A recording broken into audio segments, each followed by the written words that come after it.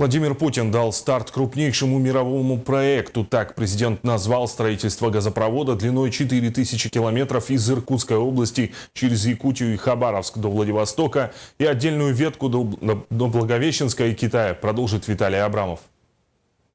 Эту стройку века ждали 10 лет. Исторический момент – сварка первого звена магистрального газопровода «Сила Сибири», самого масштабного энергетического проекта России и Китая. Старт строительству дал Владимир Путин. Прошу дать команду на сварку первого стыка газопровода.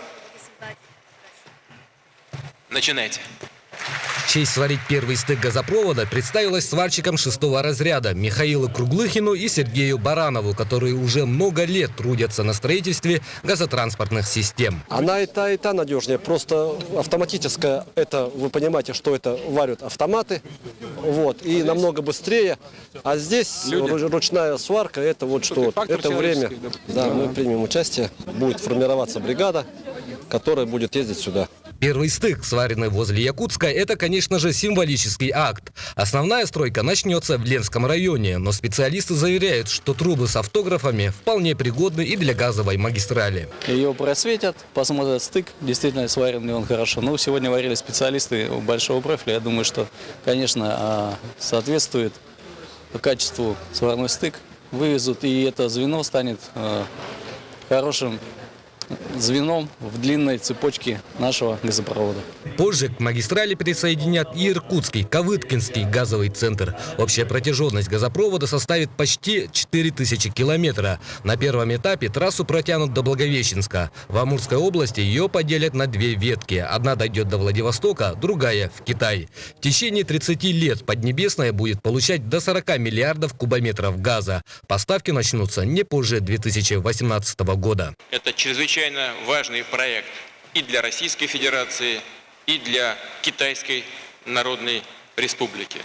Этот проект даст нам возможность нам, России, не только поставлять газ на экспорт, он даст нам возможность развивать газификацию своей собственной страны, восточных регионов Российской Федерации, Дальнего Востока и Восточной Сибири. Это даст нам возможность подтолкнуть развитие в этом регионе, да и во всей стране, машиностроение, металлургическую промышленность, трубную промышленность, химическую промышленность. Огромных ресурсов сразу двух месторождений, а это почти 3 триллиона кубометров, хватит не только на экспорт, но и для себя. Российский потребитель в приоритете. Без сомнения, это новые рабочие места, это строительство жилья, это новые социальные объекты. Так что поздравляю. Конечно же, в первую очередь мы будем опираться на местные кадры.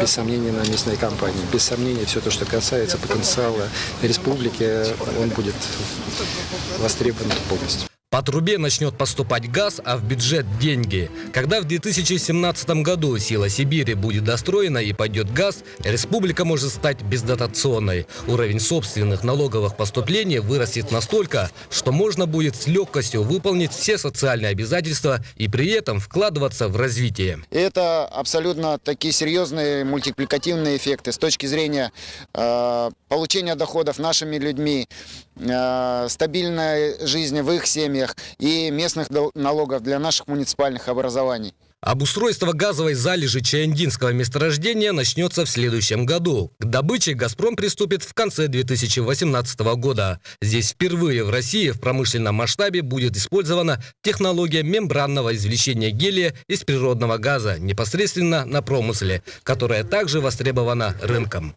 Виталий Абрамов, Василий Слепцов, НВК Сахалин.